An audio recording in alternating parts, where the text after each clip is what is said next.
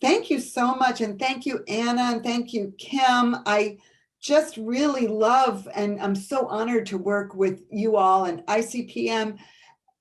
You guys have just such amazing trainings and you are always looking for what's going to help people the most. And like Kim says, it takes a village. And I feel like you've created that village through ICPN and you've really done that outreach. And so I want to first of all just say how honored I am to be a part of this, even if it's a small part, but to be able to present with you and connect to you. It means so much to me. And then no one asked me a question about loving myself. That was so great. So you guys are amazing. Thank you. And thank you to all of you who have come today. And I know so many of us are kind of zoomed out, but you just put that computer on or turn on that phone and said, let's do this one more time. Thank you so much. So let's talk about what just happened or what is still happening, still coping with COVID, right? The mental health effects of the pandemic on people with IDD. So my first message is the most important one. So if you got other things to do, I get it, but just listen to the first message of the day, okay? And this message is one big thank you. Thank you to all of you.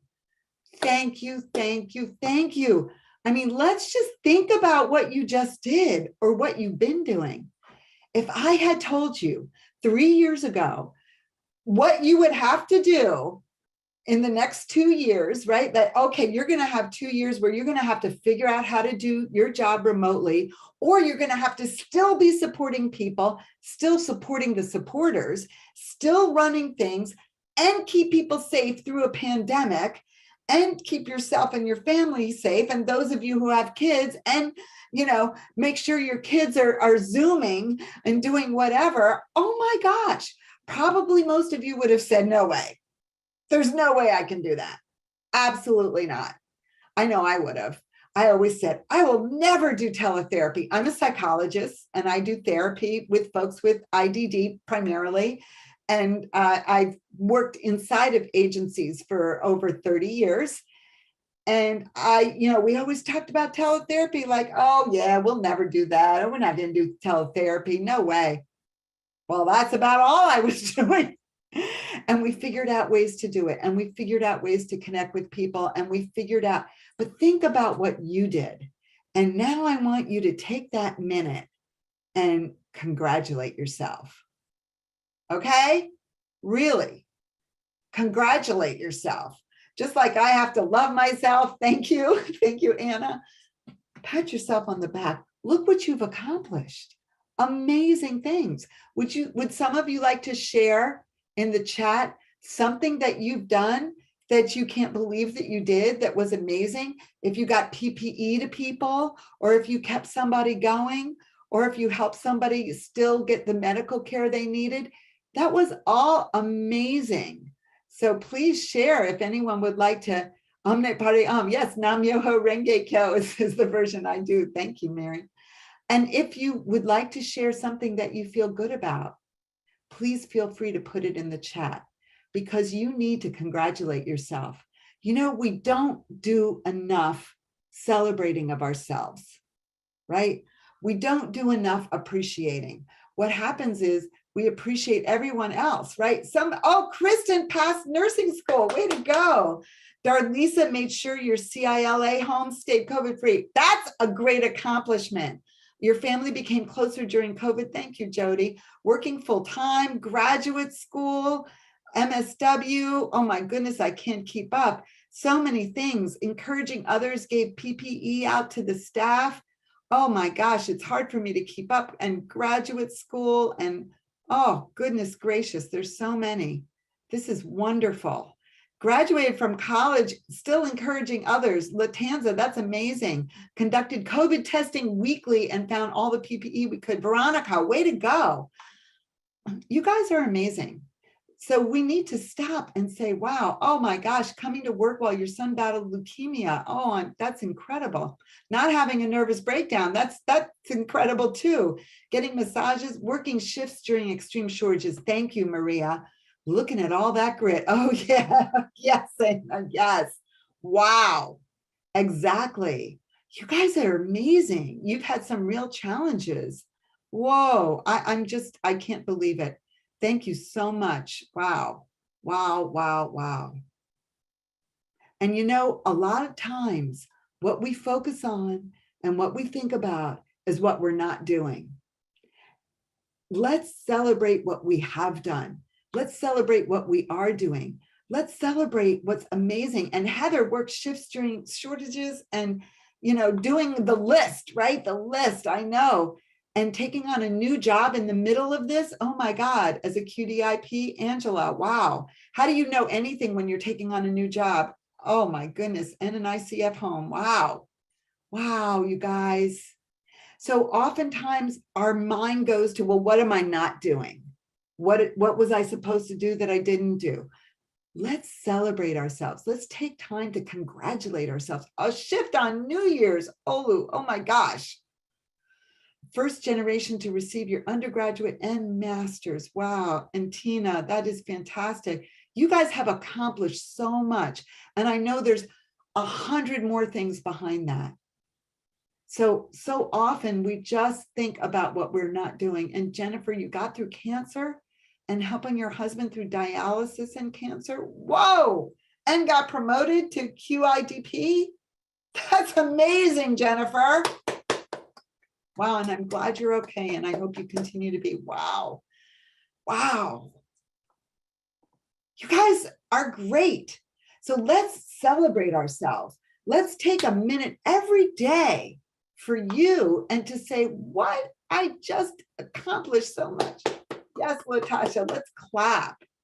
Thank you, thank you, thank you. Congratulations to everyone. Yes, I'm working on your degree. Yes, I mean, going back to school, this is great. So I want you all to take that time on a daily basis to just stop and go, wow, wow, I just did it. I made it. I accomplished this. I am, oh, and Kristen, oh, she paid for a ghostwriter. I can't wait to read your story. I want to read it. Wow. Thank you. Thank you all. Thank you so much for all you've done. Please, every day, take a minute to just go, wow, I'm amazing. You did it. So we have no idea about our strength. We have no idea about our ability, right? And we probably never thought we could have survived all this. So COVID had big T trauma and little T trauma. Francine Shapiro talks about big T trauma as, what we know is really bad, right? That's abuse and terrible things and accidents and death. Yes, resilience and grace. Thank you. And congratulations to everyone. Thank you so much. Resilience and grace is a great term. And we have made it and we're still making it. But there's been a lot of trauma. The big T's have had a big impact, but the little traumas have been hard too. There's been lots of little losses as well. So what I'm going to do today is I'm going to talk about the big T trauma and the little T traumas. We know what we've been through and it's been so much, right? And then we've lost people. We've had grief and loss. And our society is not good at dealing with grief. We don't handle that very well. And it's really important that we start doing it. Almost 1 million people have died in this country from COVID. We're very close to that million mark. And what Dr. Toni Miles says, she's a specialist in grief out of University of Georgia. And she says, in 2021, bereavement is a public health issue. And I believe it is now in 2022 as well. She said she believes it was the most important public health issue. Of course we had COVID, but the grief. So what I'd like to do now is, I know we've lost all kinds of folks, and I want to just share my deepest sympathies. And I want to take a moment to remember the lives that we've lost. And what I'd like to do is I'd like to invite you to put people in the chat who have passed away in the last 2 years. Maybe they passed away from COVID. In Maryland, A very small little state, very small provider community. We lost over 60 people with intellectual disabilities to COVID, and we lost close to 30 staff. Now it's probably more.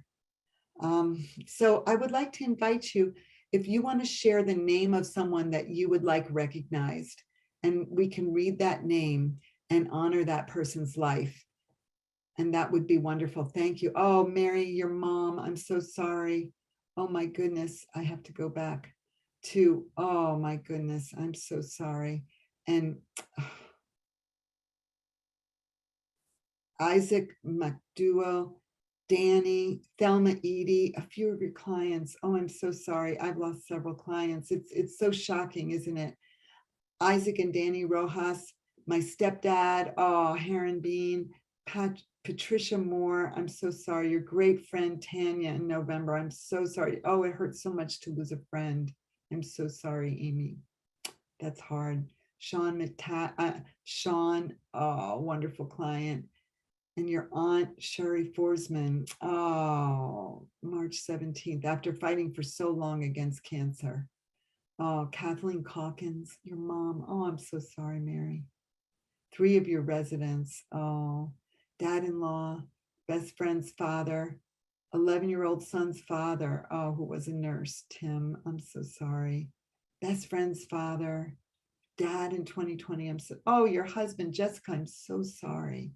Cousin Teresa, clients in the CDS program, and family members as well. Shared your birthday. Oh, honey, I'm so sorry. I am so sorry. 9 residents at Brother James Courts. Oh my gosh. You know, that's more places than we realize. Many group homes really suffered that way, and some ICFs. And your mom, oh, I'm so sorry, Mary. And dad in August, and your dog. That's too much. That is too much. And friend Rebecca lost her father. So my heart goes out to all of you. And let's take this moment of silence to honor every person that we named, and honor their lives and the lives that were lost too soon. They were lost too soon. And take a moment.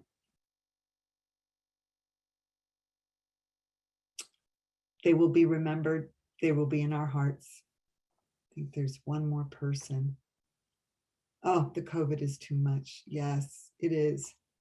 And we've got to share that, right? We went through it as a community. It was global trauma. And we can get each other through it, but we need to be able to be with each other. I keep going back to what Kim said at the very beginning. It takes a village, and it takes a village to grieve, you know, because grief can be very lonely.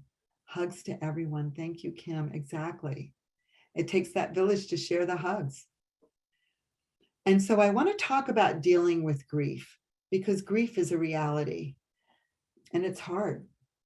So number one, I want to go through the Mayo Clinic recommendations, first of all. So, you know, for years we talked about Elizabeth Kubler-Ross's stages of grief as something we, the living, should be going through.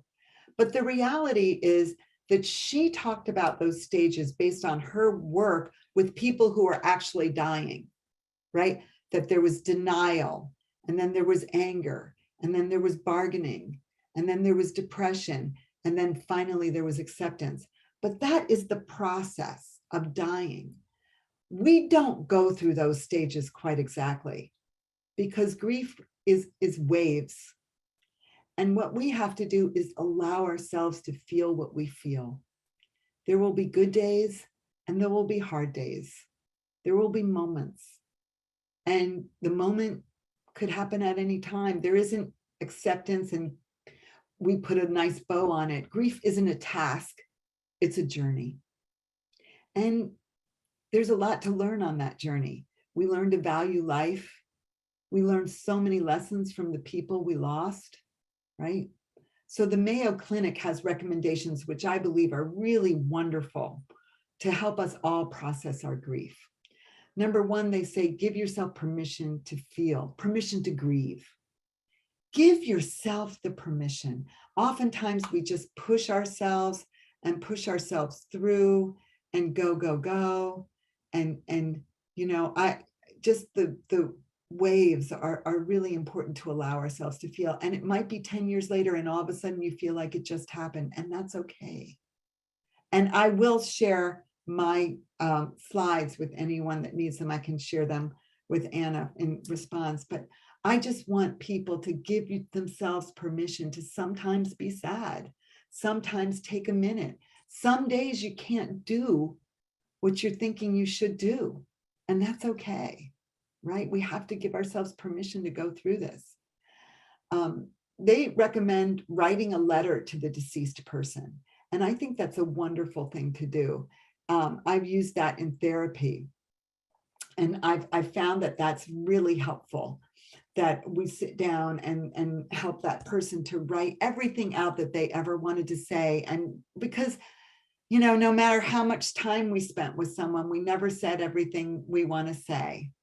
So writing that letter is very therapeutic and very helpful. And that's something, you can do together for those of you who have lost folks that we support. You can do it with the folks who are living. We can write letters together to the people we lost. We can do some of these grief exercises together with folks, and it's a wonderful way to support them. Journal about positive memories, talk to someone, get that help. Understand that those around you are affected as well. Lend a supportive ear to others, and prepare for reoccurring grief. Mother's Day, Father's Day. I had friends whose father died of COVID very early on. And he was not old. I'm telling you, all these lives that were lost too soon. But they had a wonderful Father's Day celebration. Yeah, we have a lot of grief therapy techniques that we're going to introduce because it's important. It's important. And what they did was they, had a big Father's Day celebration. And even though they'd already had their Zoom memorial, and that was hard too, that we couldn't be with each other for all of these memorials. Only now are we back. And even in some cases, we're still not. And Demetria, that's such a good point. We have to give ourselves permission to stop sometimes.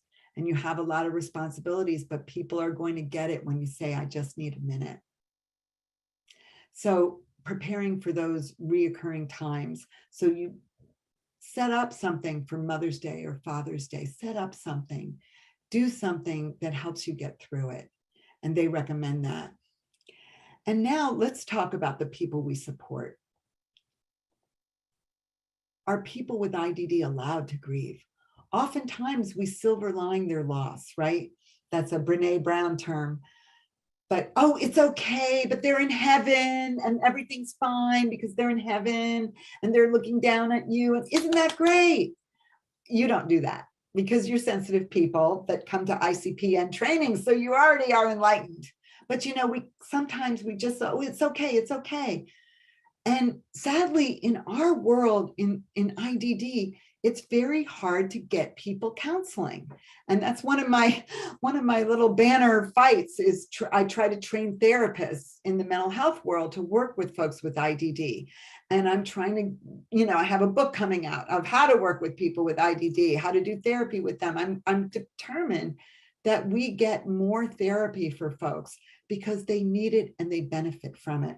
So I was asked about 9 months ago to see this young woman with an agency that I sometimes consult with. And they said, she's screaming all the time. She screams and screams, and she has cerebral palsy and she's in a wheelchair and she's screaming.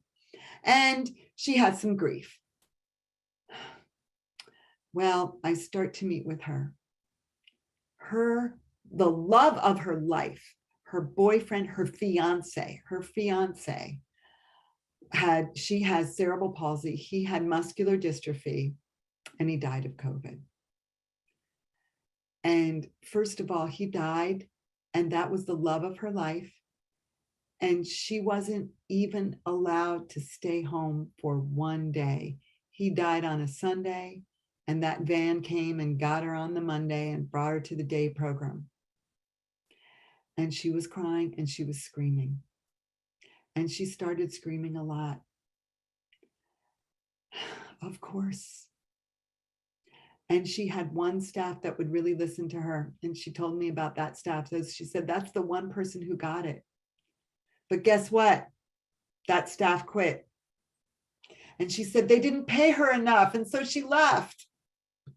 How many times do we hear this, right? And the other staff were very annoyed with her screaming. Can you imagine you couldn't even stay home one day? So we've been doing grief counseling, and then so many other things have come out, things that she hadn't told people, abuse in her past, and things that he had helped her with and he had helped her through, and so much grief. But she wasn't even seen as if I had lost my husband, people would be so different with me. They wouldn't be expecting me to come to work the next day. And she would have been married to him if they had had the support they wanted, because they'd been engaged forever. Sometimes we miss grief when it's manifested as behavioral issues. And people, I went in there and people were complaining to me about her screaming. Well, I'm sorry, I would be screaming too. And sometimes without realizing it, we're looking at symptoms of post-traumatic stress disorder. And grief is trauma. And people need that support, and they need grief therapy. Yeah, she was going to let them know. And you know what? She was also asking for that connection. So when they were saying she wanted attention, she wanted connection. She wanted comfort. And so yesterday I had a session. I've started working with somebody else in that program who also has cerebral palsy, and both of them are really smart. These two young women are in a medical day program where hardly anyone is speaking. And they have so little to do, almost nothing. And they're so smart. And they asked me if they could have their session together yesterday. They said, we've been talking and we want to have our session together. And they were talking about being misunderstood and being frustrated, and how they were both sexually abused. And when they tried to tell people about it, no one got it. And when they were asking for therapy, they didn't get therapy because no one could find anyone. And they were sharing both the loss of this wonderful fellow and the loss of the staff who had left, which is another source of grief, right? The turnover, the staff who leave. That's just as painful. It's a death in many ways, right? And these last 2 years have been very tough on folks we support because so many staff have left. And believe me, I get it. That's why some of you were working shifts. Thank you so much. And thank you so much, those of you working directly with folks. Thank you for those supporting people working directly with folks. It was a mass exodus everywhere. I've had the privilege of talking in a lot of different states and areas, Zooming mainly from Lutherville, Maryland. And everybody's saying, we can't believe how hard it is to find staff. We can't believe how difficult it is.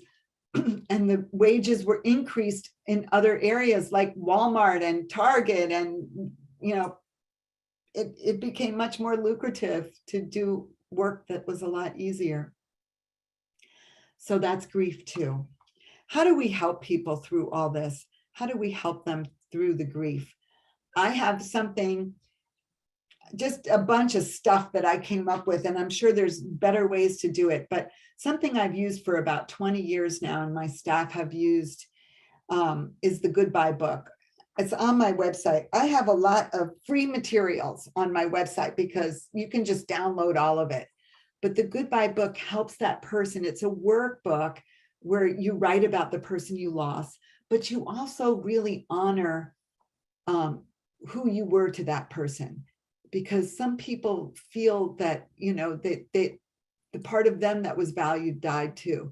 And thank you for sharing that. It is hard to get respite as well. Like, we've lost so much in terms of people not getting breaks, families not getting breaks. So for some of my staff have used this when staff have left, and we've often used it when there's been a death, and used it when people have lost housemates or family members. And processing that loss, you don't have to be a therapist to do it. It's a wonderful little tool to decorate and use to say goodbye.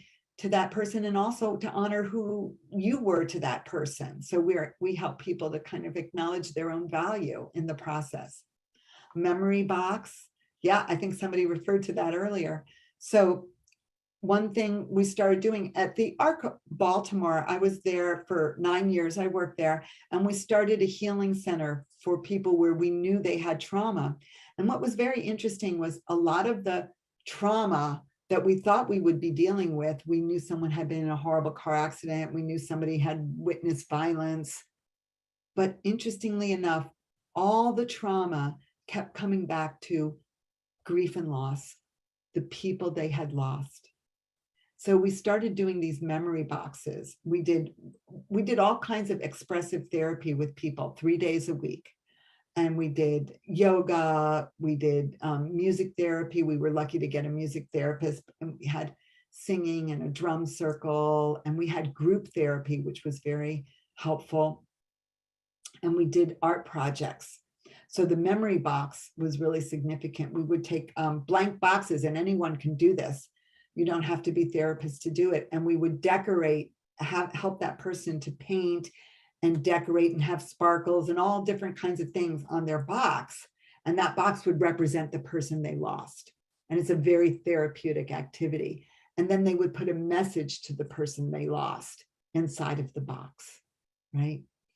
And then what we did is we would also have them tell us a quote from that person, and we would write the quote out and laminate it and make it a bookmark with that quote from that person. One fellow was mourning his grandfather, who was his closest relationship. And the quote was, "Don't give your father such a hard time." I thought that was funny. But so we had, the memory boxes were so therapeutic and really helpful to do. And people are so dependent, as you said, Candace, and we have to help them to process this grief. It's a big burden that people are just sitting with. And so many folks have lost friends and housemates and family members, and they're just sitting with that grief. How can we help them? Grief counseling on an individual basis is wonderful. I have done it my entire work life with folks with intellectual disabilities, since I've been working with folks with intellectual disabilities, which now is about 35 years, because I'm really old. But I found that grief counseling always opens up so much and really is so healing for people. Just validating the actual loss is wonderful. And you don't have to be a therapist to do that. Just sitting with people and being with them. I heard that my good friend Lara Apale is going to be talking with you, and she's so brilliant in talking about how to be present with people, how to sit with people, how to be there for them. So we don't even have to be therapists to just sit with people and hear them and listen. But that individual, if we can get that counseling, it's very helpful. And then the group counseling is very helpful as well. And I'm going to tell you about Elena, and the group is what helped her the most. Here she is. This is Elena, and she was in our healing center. And Elena went through so much. She watched her stepfather stab and kill her mother in Baltimore City when she was 13. And we thought that would be the trauma that she would be processing and what she was going to be focusing on. It's so amazingly tragic, right? But unbeknownst to us, before we met her, she had been in a group home, and she had a wonderful relationship with a significant other. And that woman was the love of her life, and they were housemates, and her name was Mary. And Mary helped her heal from that loss and that grief. That relationship with Mary was the most healing thing for her. And she talked about Mary and how much Mary helped her. But then she felt horrible.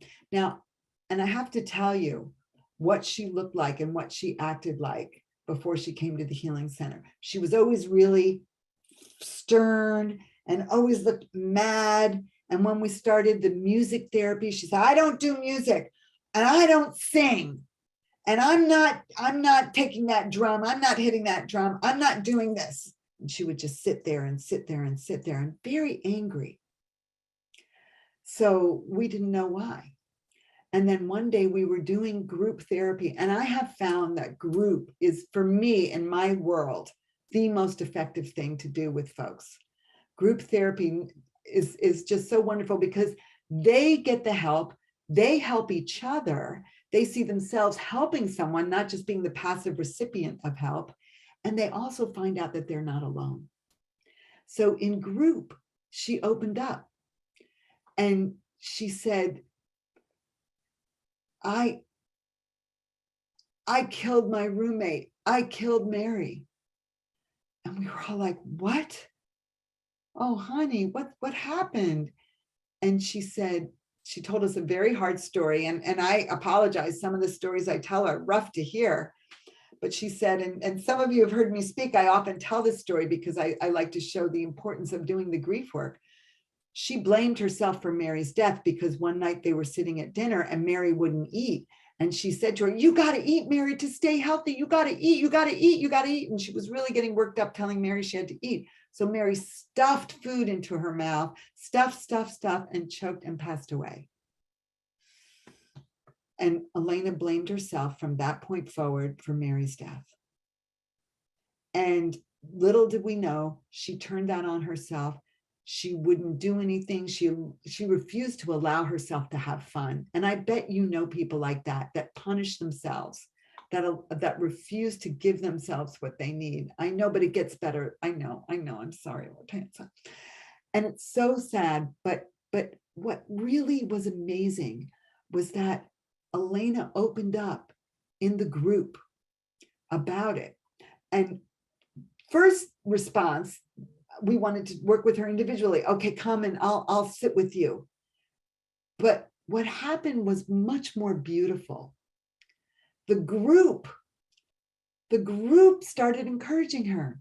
Everybody, and they all, there were some people that had trouble using words in that group. There was a Rwandan refugee that had trouble with the language, yet they lined up one by one. Everybody took turns giving her a hug and telling her it wasn't her fault. Not your fault, and giving her a hug. And everybody said it in their own way. And she's just taking it in and crying and taking it in. And we saw the healing begin. And then she was able to do a memory box for Mary. And in that process, she was able to forgive herself and start smiling. Exactly, Anna. Guilt is so powerful, and we need to help people. So many people are blaming themselves for things. That's why they need that. They need the support. Yes, Latanza, I told you it got better. And here we are, right? So here she is talking about. Yes. I made this for my roommate, Mary. I missed her and I love her. Oh, good job, Elena. And I also put a message in there. Okay.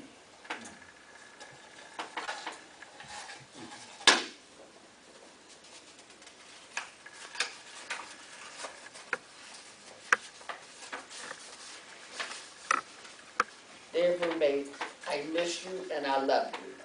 Good job, Elena. Thank you. Look at that smile. She forgave herself. She forgave herself. She wouldn't do anything at the day program for years. And after that, she started to sing at this, and she started to walk around singing. Then she got a volunteer job. Then she started cleaning and got paid for that. She blossomed because she was punishing herself for that death and punishing herself for that loss. And that grief work set her free. And we couldn't get the mic out of her hands at karaoke time that she sang so much. She was singing all the time. But we saw the smile and we saw her move forward. And that's what we have to do with people. We must support them in their emotional healing. We have to recognize how critical that task is. And sadly, I've heard so many people say throughout the years, well, they have a disability, so, it doesn't affect them as much. I'm sorry, it affects them more. It affects them more because they have complex trauma. They've been bullied. Often they've been abused in different ways. They have layer upon layer of trauma, and then that loss is so impactful bringing up all the other losses. Yes, it's more impactful, not less.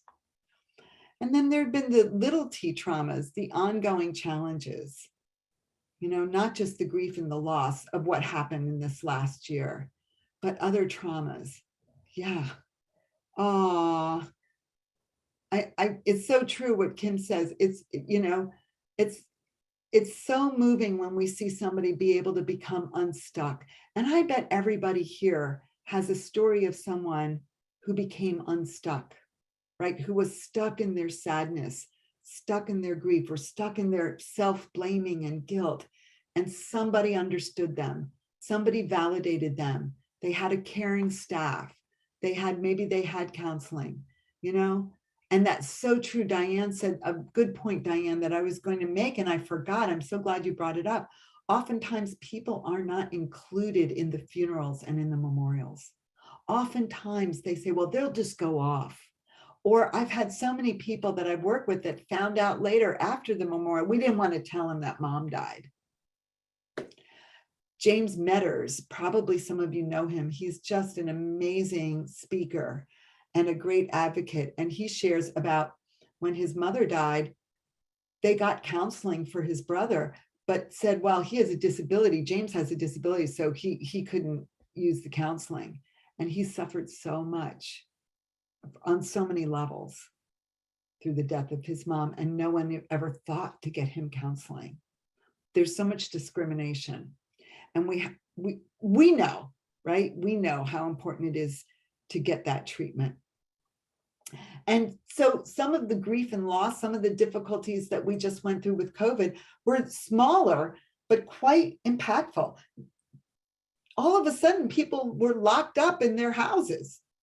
We worked so hard to get everybody out in the world, to get everybody connected in the community, right? We have done everything we could. Pat yourselves on the back. We did it. And then we had to lock it all down again. Whoa, that was not easy. And so I'm going to go through what Bessel van der Kolk talked about as some of those smaller impact, he called them pre-trauma conditions that we were going through. And he said this in 2020, and thank you for sharing how the expressive therapy for grief. Thank you so much. And Bessel van der Kolk talked about this. Not being able to predict what's going to happen is very tough. So in between variants, I was able to go to North Dakota and present at a conference. And I did opening plenary. And then the second day I was supposed to do a workshop similar to this about the mental health effects of COVID on the people we support. And people had thought I was doing it for the people we support and had brought a number of people. And it was so wonderful, but I couldn't talk about people with them right there. Like, here's what goes on with them, right? That would be rude. So I was like, let's all just share, right? So we had this incredibly interactive workshop where people talked about their experiences. They talked about being locked in their rooms when somebody got COVID and how they had to eat their meals in the rooms in some of the group homes. They talked about not being able to see their family and not understanding why, and people not explaining things and not understanding what was going on. They talked about their fear and thinking that maybe they were going to die or their family was going to die. They talked about so many things. And this one fellow, much older fellow, was so amazing in the way he talked.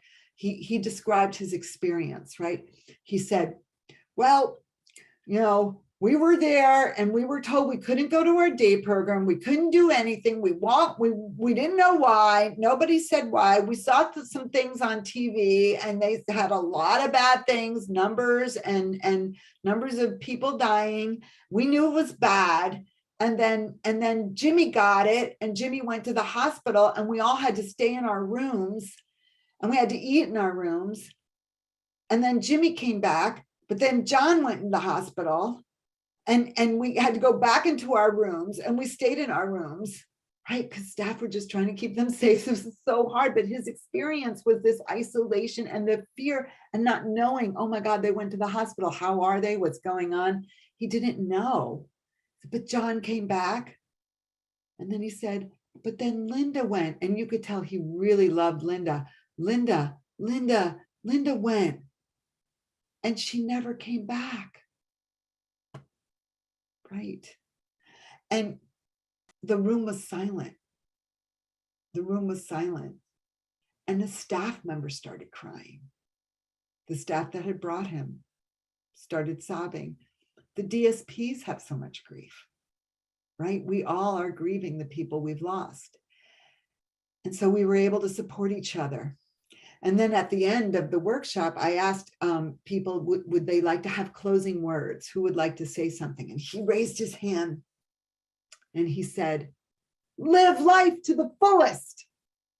And he said it with so much passion. It's like, oh my goodness. Yes, this is a lesson we've learned. Thank you. Tomorrow isn't promised to anybody. We learned to live life to the fullest in whatever capacity we could, right? So that being isolated was trauma. Being immobile was very hard. So many people stuck in their homes, stuck in their rooms, stuck in the house, very long winters, losing that sense of safety, losing a sense of purpose. So a lot of folks lost their jobs, or they lost their volunteer position, or they lost their role at the day program. And they're like, that was important. I did a number of group sessions. I was so lucky to partner with the ARC of Central Chesapeake, and we got funding to do group therapy with 3 different groups. We got 2 separate grants, one to get devices for people and to teach them to Zoom, and then the other to get the therapy, paying me. And so we had these wonderful group sessions, 3 groups every week, where people were just opening up about, the hardships and being lonely and missing their family. One fellow lost his dad, and everybody in the group was able to support him. And then several people learned how to run their own Zoom meetings and started having Zoom parties, and they started connecting on so many different levels. It was really wonderful. But so many of them talked about losing that sense of purpose and how tough it was. Well, now I'm not needed anymore. I think there were 3 phases, and this is how I see what we just went through with COVID. And phase 1 was the fear, right? It was just very intense. It was terror in some ways. Do you remember washing your groceries, right? And the PPE was so urgent, and in many places we couldn't get it. It was just terrifying. So that terror, that fear, that really took its toll. It took its toll on the people we support, and it took its toll on us. Phase 2 being the isolation. Isolation is tough on humans. We are not wired for that. We are wired to be together. And it took so long. Remember in the beginning when they said, oh, we'll be open by June, no problem. Yikes. That didn't quite pan out. I work with this one fellow who had autism. He has autism. His mother contacted me. I've still never been with him in person. It's all been teletherapy. But he started melting down and breaking things in his house and being so upset because he was so isolated, and he had just finally gotten a job. After years of looking for a job, he had finally gotten a job at Marshall's. And there it's just was so important to him. And then everything shut down. And he, really struggled with that. And he started breaking things and getting frustrated at home. And his mother contacted me. So we started doing Zoom therapy with the staff supporting it. And then he said he didn't want the staff in on it. So we just have phone calls, the 2 of us. And now we've been doing it for 2 years. But he was so upset because that job was everything to him. And then he believed too, because he had been so excluded in high school and he'd been left out of so many things. He first thought that they were still open. They just excluded him. And the staff had to convince him that no, they really were closed. And they finally walked and looked at Marshall's, and he could see that they were closed. And then the world opened up June 1st for some of the stores opened up, and he was waiting to get the call to come back, but they didn't ask him back. And that really devastated him. And then finally, he came back. They called him in July. And in July, They didn't have him doing his regular job of stocking shelves. They had him washing carts. He was so upset, and he's still upset about that. It's not my job. It's not my job. And then they cut his hours. So many people have gone through these types of experiences that have been very impactful. And then phase 3 is that anxiety. So the stopping and starting, right? Okay, now we're coming back. Now we're not. Now, okay, we're opening up. Delta variant. Okay, we're past that. We're doing better. Omicron. Okay, the day programs are open, but we're doing things differently. It's so hard for people. It's creating a lot of anxiety. It's creating anxiety for us. And many of the people that I've been connected to throughout the years are saying they don't want to go back. They don't want to do anything. They're like, no, I'm shutting down. Nothing is safe anymore, because they got that message, right? So it's really hard to get your folks back out, isn't it? In so many cases, because they have degrees of post-traumatic stress disorder. You can have little bits of it. I believe it's on a continuum. And we can see that some people have different degrees, that some people are having really hard times with dreams, flashbacks, all kinds of things from the past came up during this period of isolation. Hypervigilance, getting really hyper about, making sure everything's okay and trying to get things in order and being obsessive about things. Some people feel like they're never going to be okay and are always upset. I have this one fellow who's like, I'm going to die, my family's going to die, everybody's going to die, and has this sense of impending doom, and I'm going to stop and share this last, it seems so important that there's these activities. I'm sorry. And so in Trinity, I can't quite read in the BH program at Trinity, they have a celebration of life service for each person who dies. Even if it's their family, they have a service, and the peers are encouraged to share their memories. I think that is so beautiful and so important. And it can go on for a long time, and this is a beautiful thing to do. And I think we have to start doing it, because people have all kinds of degrees of post-traumatic stress disorder, and helping to grieve together can really help with that. Also, that hyper aroused state. We see people kind of really just hyped up. I have one fellow I've worked with him for 10 years. And in this last 2 years, he's broken 3 computers and 2 phones, because he gets really upset. He sees something that upsets him and he throws the computer or he breaks the phone. His poor father keeps buying him new ones. I'm like, you know what, maybe you shouldn't, but then I can't do therapy with him if he doesn't. So, oh, goodness gracious. So we might have little degrees ourselves of PTSD. And then we might be supporting people who are in that aroused state, feeling like, what's the next thing bad that's going to happen? Or feeling shut down and not wanting to move or do anything, or feeling like there's no hope. These are all symptoms of post-traumatic stress disorder that I think we've had this global PTSD that we've shared. And now we're sharing this anxiety about what are the new rules. And how do we emerge from our cocoon, right? How do we do this? Lieberman talks about the fact that our brain is wired for 2 things: to engage in the physical world and to meet our physical needs. This number 1. And number 2 is to seek social interaction. So our brain, what does he mean by wired? Here's what he does.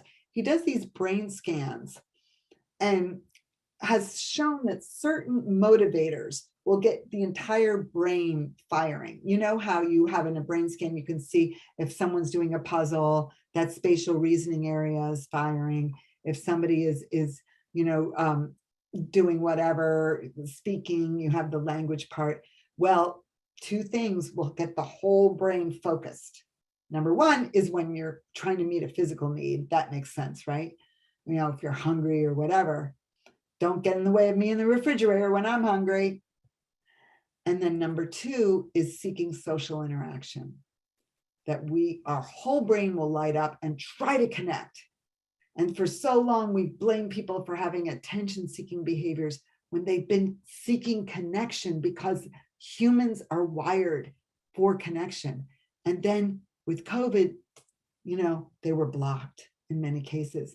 I believe we kind of devolved into the haves and have-nots, and the haves had technology, right? The people who could Zoom, who could connect, were able to get through this a lot more easily than those who were very isolated without technology. And as Candace says, it was messy. And then Eisenberger talked about the fact that social exclusion actually causes physical pain.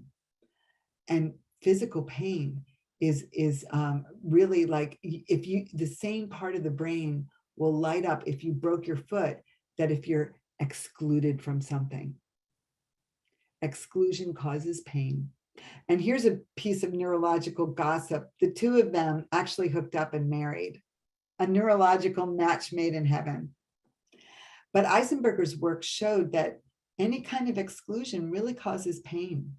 And we have worked so hard to get people into the community, haven't we? We work so hard, and people miss the community, but they miss their community. And that's the thing. And that's something I'd like to talk about, because we pushed and pushed and pushed to get people integrated. And that was really, really important, critical, life-changing work. Thank goodness. But then we got our checklists. And I don't know about you all, but where I worked, my last job, everybody in the day program had to have every day something in the community, or 3 times a day, and in the evening something in the community. But what ended up happening was that people became, as Dr. Price talks about, actually, people became tourists in their community. They would go in the van, they would go to the 7-Eleven or the, convenience store. They would hang around there, they would get back in the van. If they were lucky, they could buy something. Often they couldn't. They would go to the library. They would sit with the other people who had nothing to do and all sit in the library. And they would go to the mall and watch other people shop and eat boardwalk fries and pizza while they had their lunch. And we got calls asking us to stop bringing people. And I know that the people that I supported knew that they weren't wanted. So the community is not a community. People need a community of friends. They need friendships. They need relationships. They need connections, and connections are critical. I'm going to stop and look at the chat. Exactly. They need friends. They need acquaintances. We need activities where people can connect with each other. Thank you so much. And that connection is so critical. And it's okay for people with disabilities to be with each other. I think it's a wonderful thing. And I will definitely share my slides in answer to your question. So I hope everybody's okay if we just keep going, and then we'll stop for questions at the very end. And please take care of yourself, do what you need to do. But I think it's so important that we look at how can we get back to community? How can we get back? Thank you so much. How can we reconnect? How can we help people connect with each other? How can we help people to have unpaid relationships, to have real friendships? How can we support staff in that, right? Right. We don't need to judge. Thank you. Be curious and not judgmental. Thank you so much. How can we get to this? Well, we can train staff in the soft skills of fostering relationships, helping people connect with each other. We can support the creation of communities among friends. And we can do a number of things that I bet a lot of you have already done. I bet you have.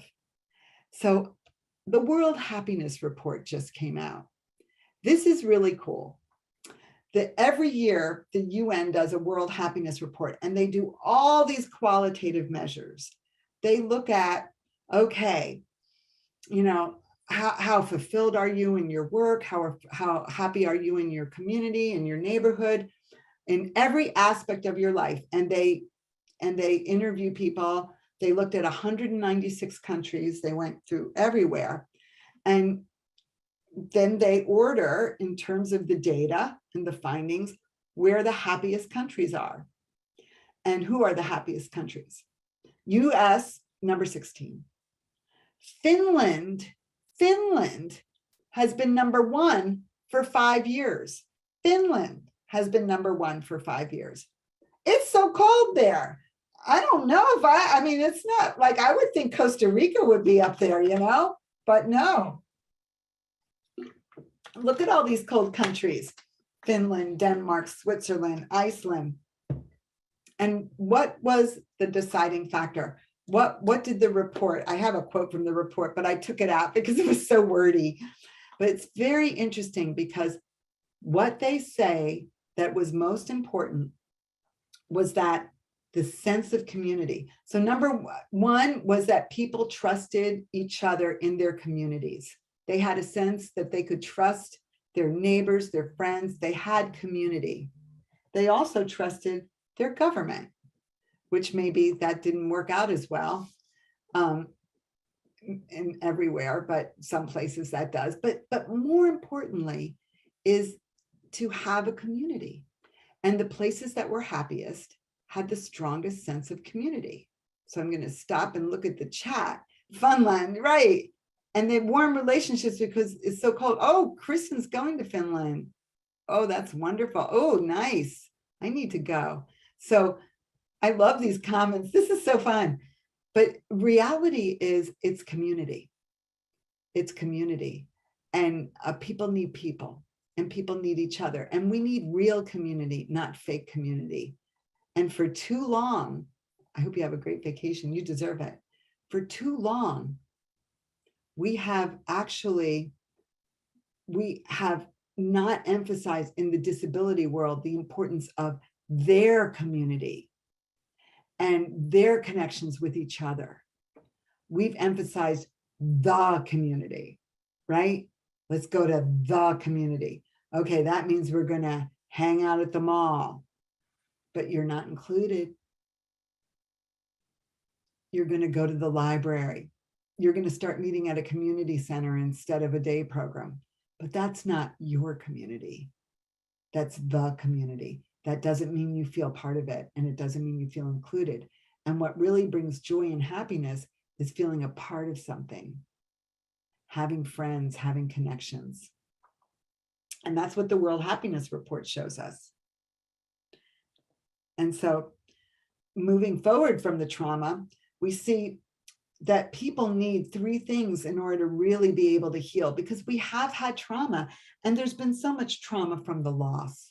There's been so much where people just are so affected. And, I think we haven't been able to stop and process what just happened and what is kind of still happening, right? Like, we should be together physically. We should be with each other right now. It's very tough. It's very tough. It's very tough to be this isolated. So people need to feel safe in order to move forward from trauma. And let's face it, in the disability world, people have had all kinds of trauma before COVID. There's so much sexual abuse, right? That there was a wonderful series by Joe Shapiro, aired on NPR in 2018 about sexual abuse of people with intellectual disabilities. And the Bureau of Justice said people with intellectual disabilities are 7 times more likely to be sexually abused. And that's a very small number, because that only included reports that were done to the police. It didn't include reports through provider agencies and the state streaming reporting. So we saw a lot.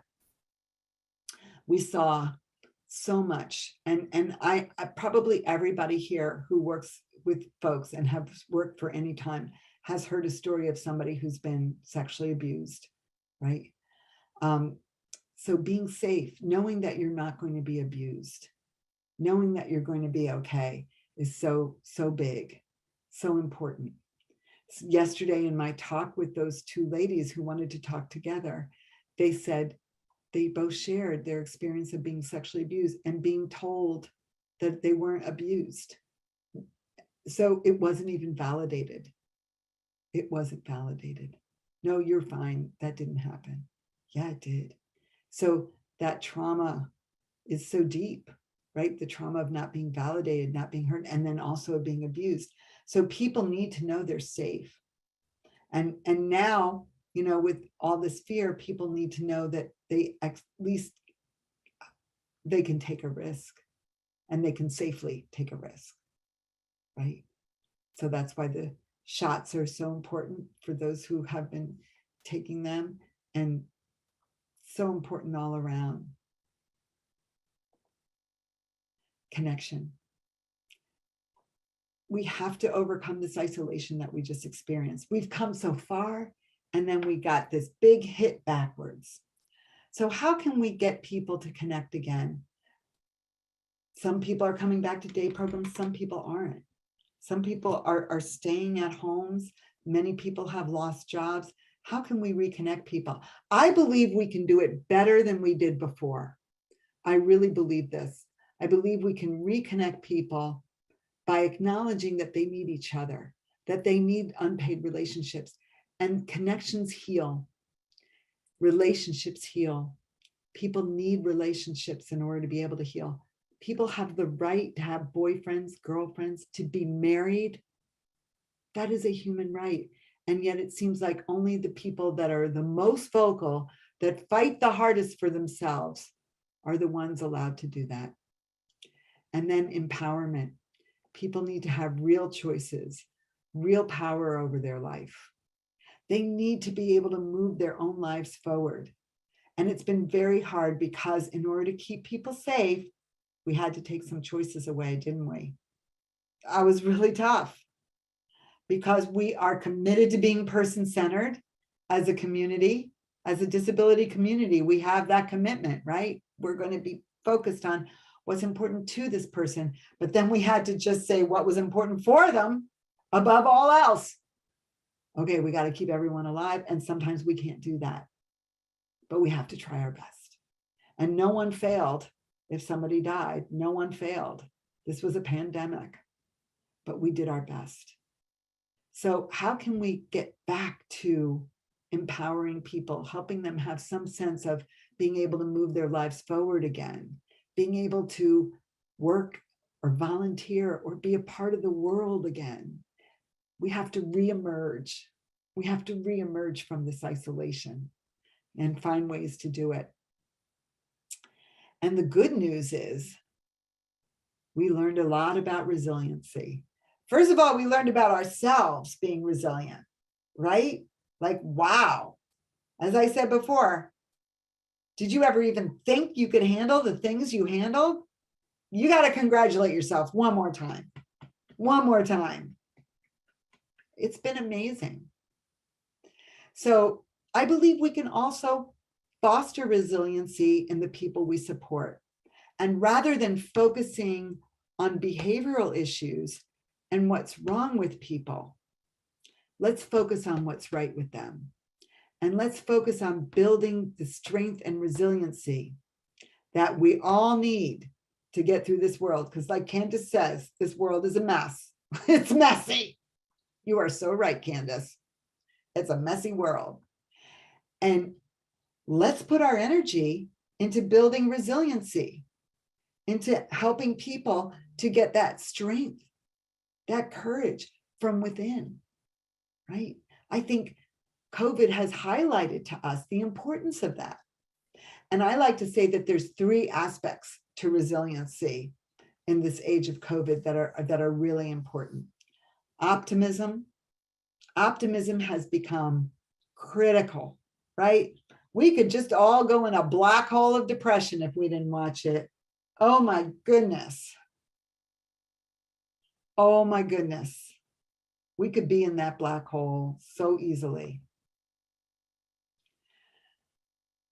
That's why we need to be optimistic. But guess what? Good news.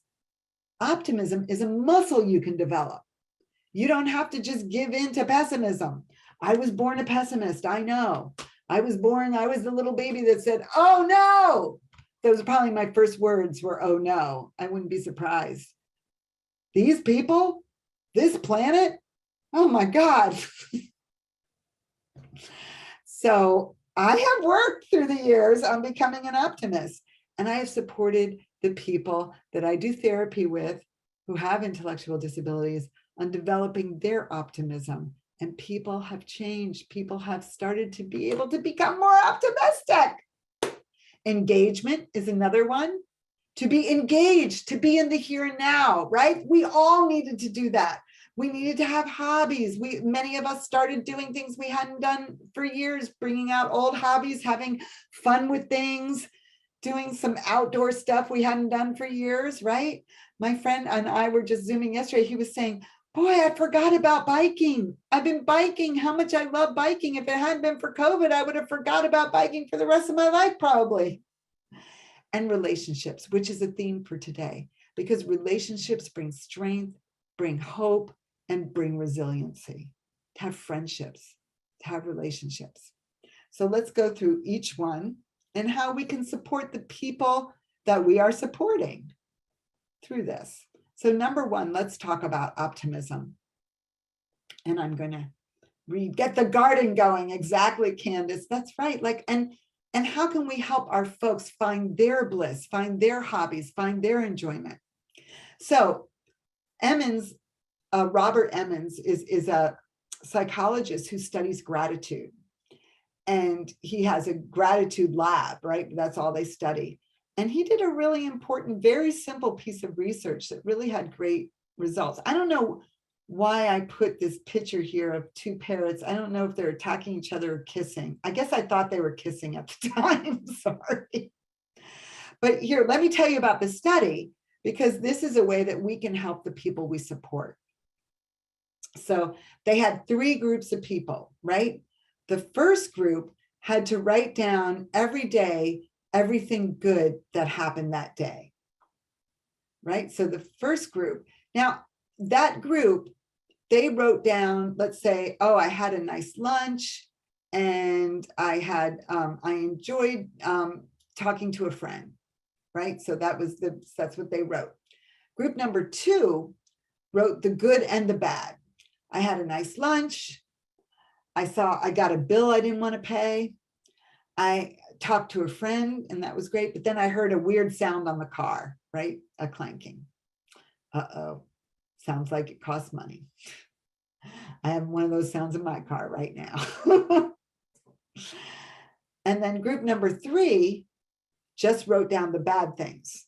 So, okay, I got a bill I didn't want to pay, and I heard that weird sound in the car, right? And they had the 3 groups. Within a matter of weeks, group number 1, now remember, group number 1 wrote down just the good stuff. Group number 2 is group good and bad. And group number 3 is all bad, just what's wrong.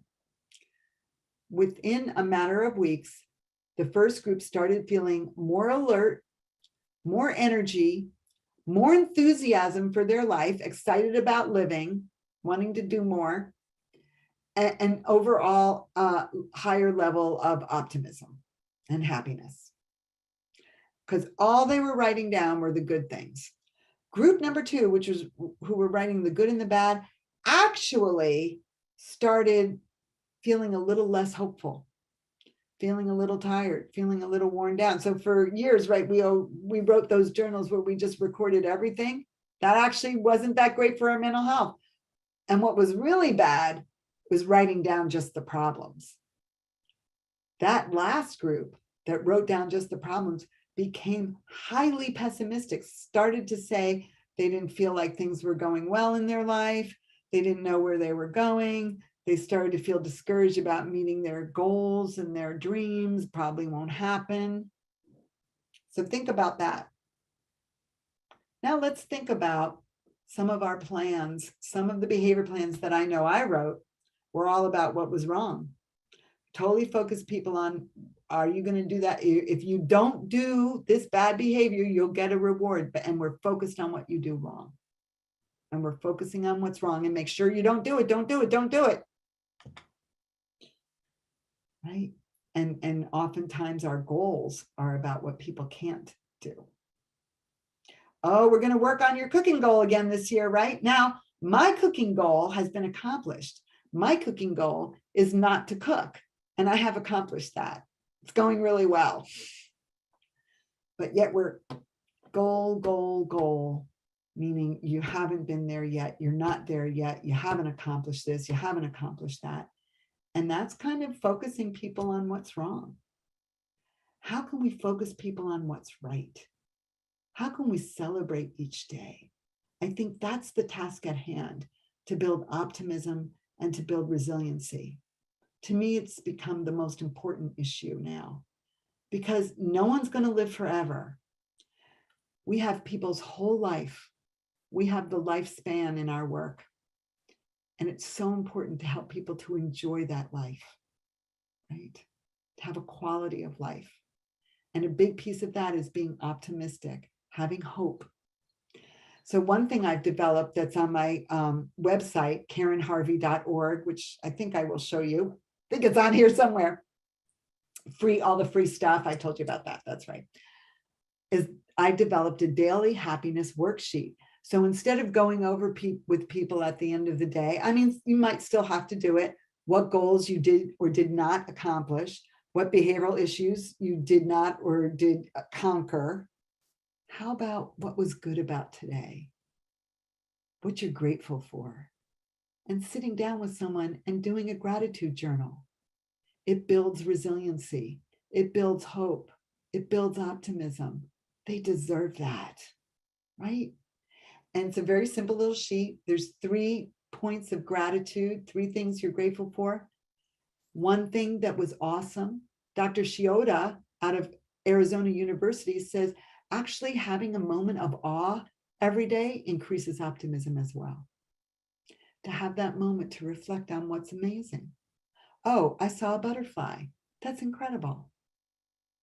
I took a walk and I saw new leaves on a tree. These things are awesome. My mother called. That was awesome, right? Whatever it was.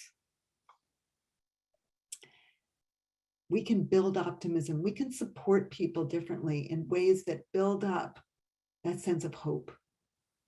And with optimism, there's more self-control. There's more ability to move forward. There's more joy.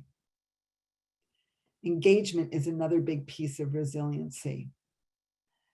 Playing. The opposite of play is not work, it is depression. That's according to Stuart Brown. He wrote a wonderful book called Play, and I love this book.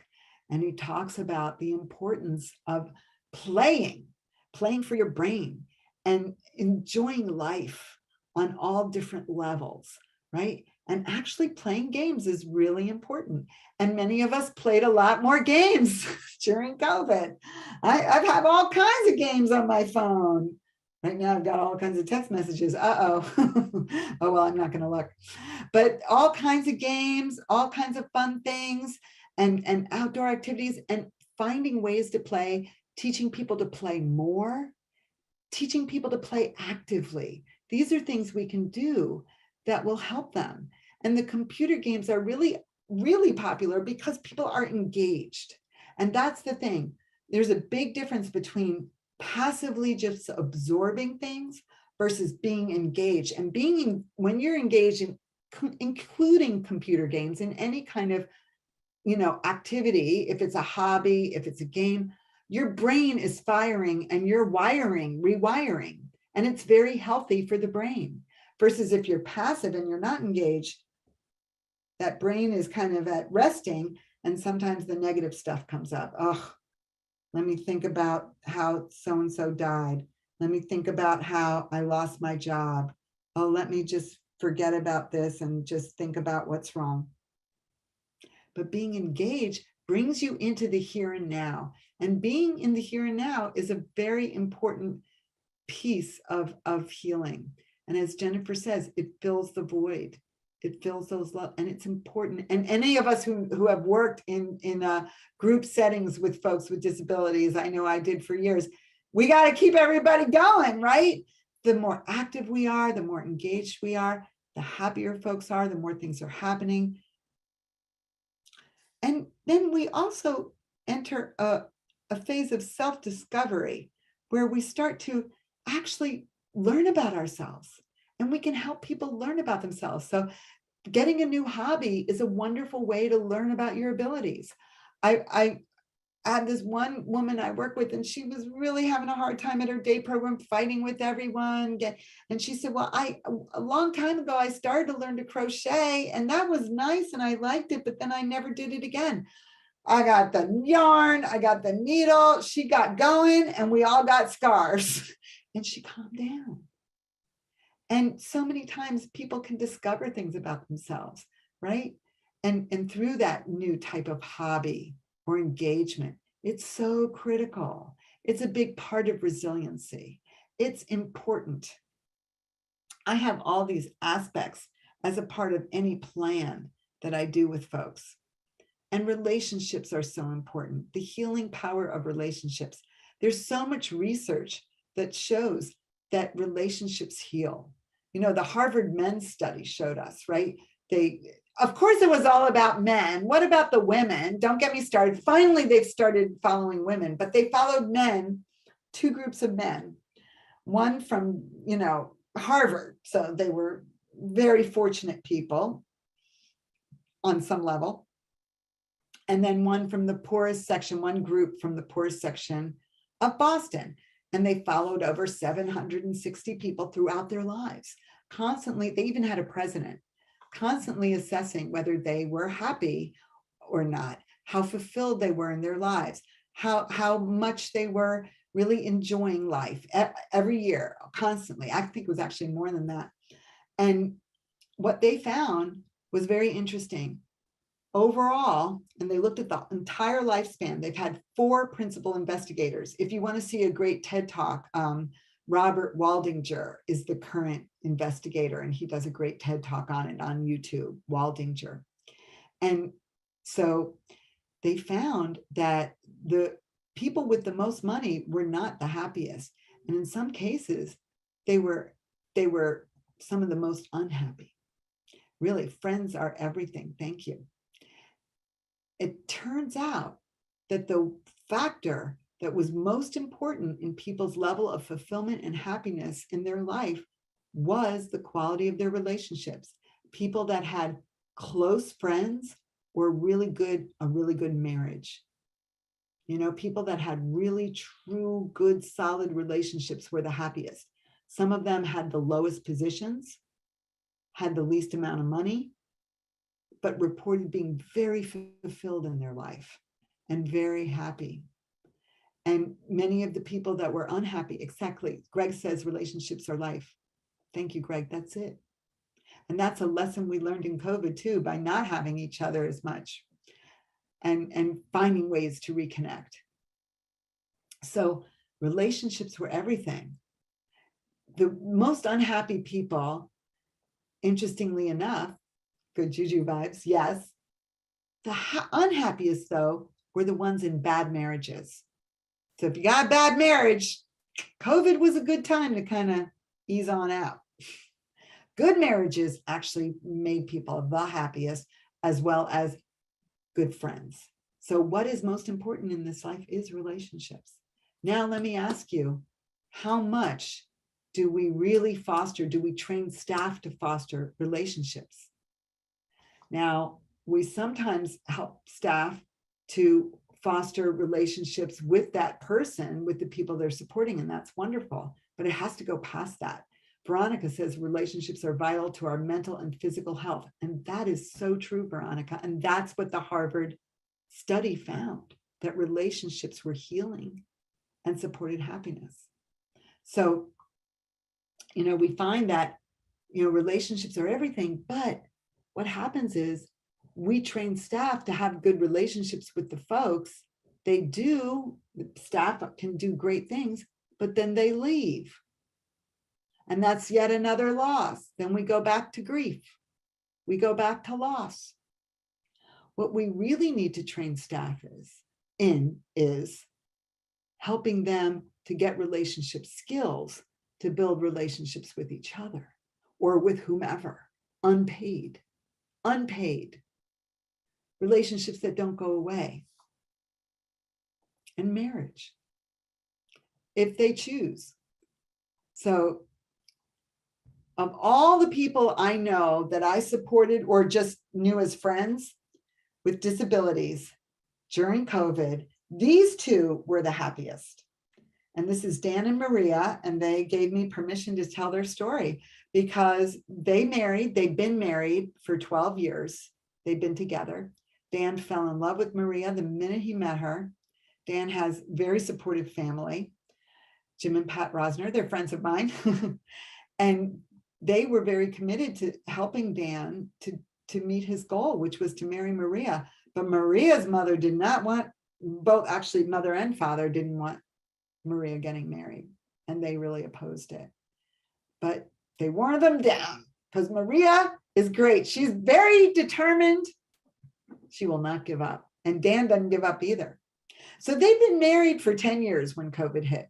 And they've been hitting a little bit of a rocky time in their marriage, which happens to all of us, right? No marriage is just perfect. There was another woman.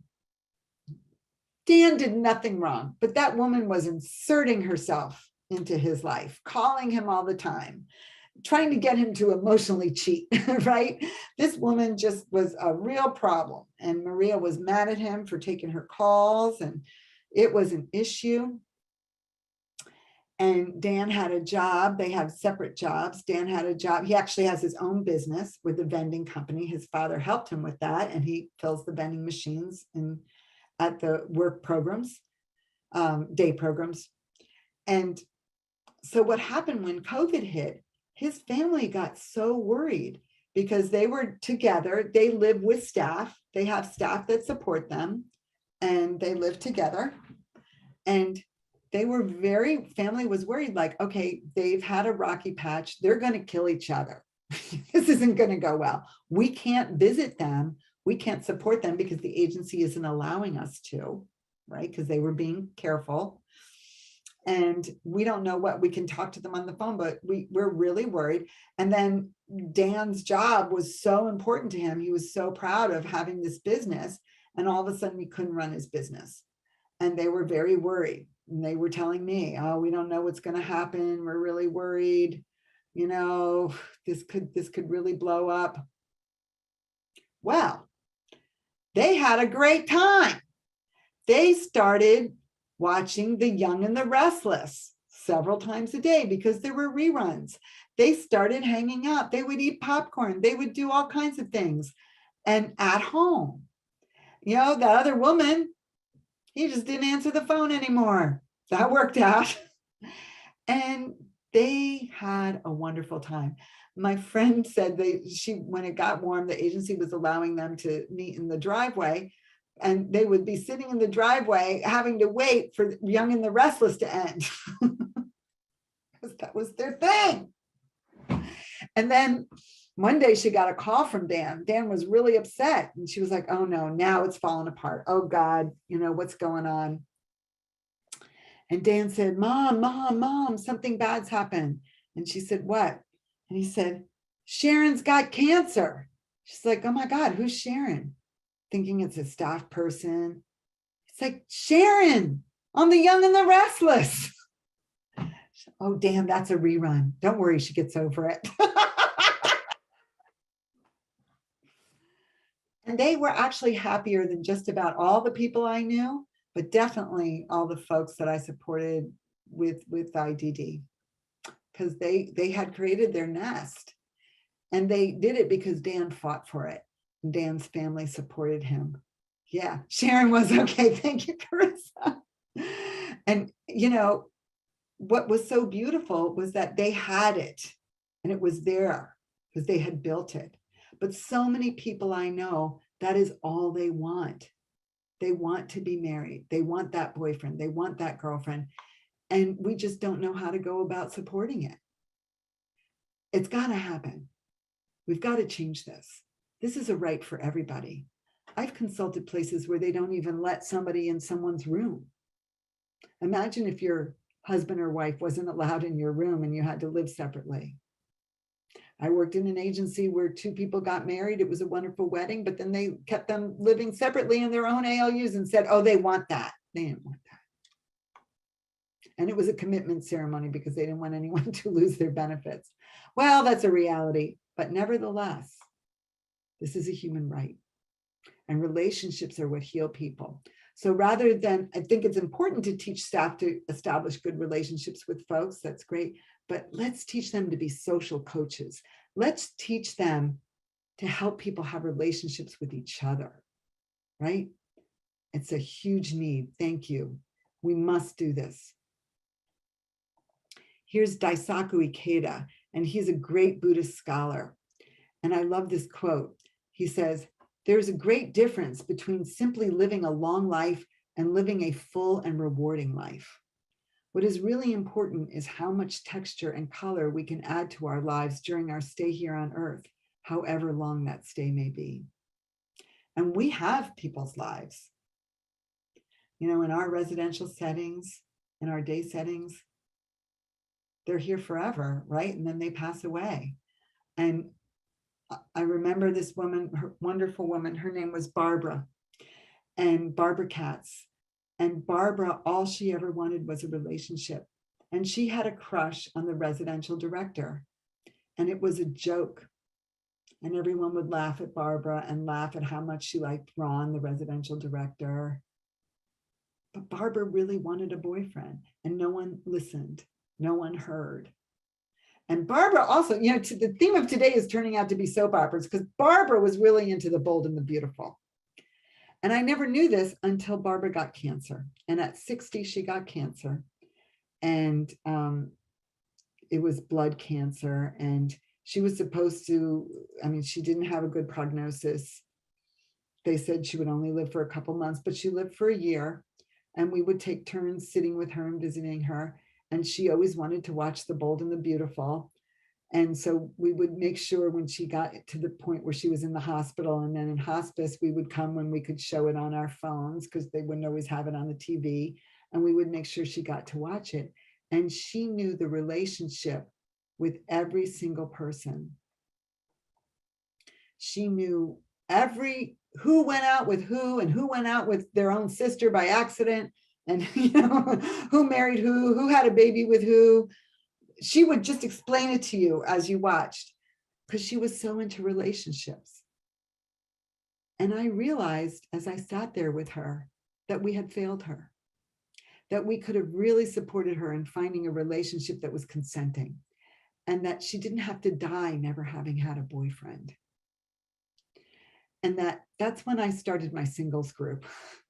I dedicated myself to Barbara's memory, and the discrimination has got to go. Exactly. Thank you. Because in memory of Barbara, we started a singles group, and we have cruises. We do all kinds of things. We go around I would like to say we go to Bermuda and Puerto Rico, but instead we just go in a circle around the Baltimore Harbor, and everybody was home in time for meds. And we did it twice a year, but then we had all kinds of events where people could meet each other. And then we would follow up with dating. We would have speed dating only in slow motion, all kinds of things to get people to meet each other and date each other and have hope. And yeah, sometimes it didn't work out, but sometimes it did. And this was dedicated to Barbara, because I learned from how we failed her. I believe we need to focus on happiness. Focus on, you know, what makes people happy. Pleasure, engagement, positive relationships, achievement, and meaning are the 5 levels of happiness, according to Martin Seligman. And Martin Seligman wrote a book, Flourish, but he's written a lot about positive psychology. And I think it's past time that we incorporate positive psychology techniques into our approach of working with people with intellectual disabilities. You know, this is so critical. And so I created years ago the happiness assessment. And we look at what makes every person happy, because everybody's happiness is different. And the right to pursue happiness is a human right, right? Our Declaration of Independence says it's the right of every citizen to pursue happiness. And the real joy in life is the pursuit. It's not, okay, now I'm happy. It's an end goal. It's looking forward to something. Oh, we're going to have pizza on Friday night. Oh, wow, we're going to, you know, learn a new game and I can't wait. Or we're going to do some country line dancing, or we're going to do whatever. Relationships, big piece of happiness. We don't become happy in isolation. Achievement, as we said at the very beginning, celebrating. But how often do we celebrate our folks' accomplishments, their breakthroughs? And hey, Joe didn't put a hole in the wall for 3 months. Let's have a party. Let's start celebrating all the little things, because the little things are big things. And COVID taught us that. It really did. And meaning, achievement and meaning, having a sense of purpose, knowing you make a difference. I have a series of workbooks on my, and I have the happiness assessment, and we always include that to assess people's happiness and help them to pursue their joy. And we put it in every behavior plan, where I don't write behavior plans, I sign off on them because I supervise psych associates, and I make sure we have a trauma-informed plan that explains the trauma history, what's needed to heal, and then we have a happiness assessment and the plan for happiness. Because happy people aren't putting holes in the wall. Happy people are living a fulfilled life, right? And we can, again, look at positive practices. That was more gratitude. I keep putting gratitude everywhere. But what are those positive practices? What can we do to really foster happiness and joy and resiliency? We can make sure that people feel safe, have connections, and have choices and empowerment. Foster and coach relationships, giving staff the message that their job is to coach, be a social coach. Don't be the relationship, be a facilitator of other relationships, right? Be the bridge, be the teacher, be the coach. Happiness assessment, daily happiness worksheet, always having something to look forward to. And then there's a number of workbooks on that website as well. Help yourself. If you like it, if you don't like it, don't worry about it. But I think we have to use these, find positive tools, find ways to celebrate life, find ways to build resiliency, to build optimism, to build joy, really, to build that positivity. That's what we need to attend to. And that's what we learned during COVID. We learned that nobody's life is forever. I lost a wonderful gentleman, Tim Weeks. He used to come to the singles group at all, and he would say, I don't think I'm ever going to get a girlfriend. I always was trying to hook him up to somebody, and then he passed away from COVID. So we don't have forever to really help. Finally, my new favorite poet, Amanda Gorman, she says, there is always light if only we are brave enough to see it, and if only we are brave enough to be it. So here's where I have to thank all of you again, because you have been the light. You've been the light to keep people going. You've been supporting the system, supporting the supporters, helping people in all kinds of ways, doing amazing things, and now we can shine that light even brighter, knowing that this is what people need. They need to have joy. They need to pursue their happiness. They need relationships. They need opportunities for growth, opportunities to fail, opportunities to succeed, opportunities to be with another person, right? And to be happy.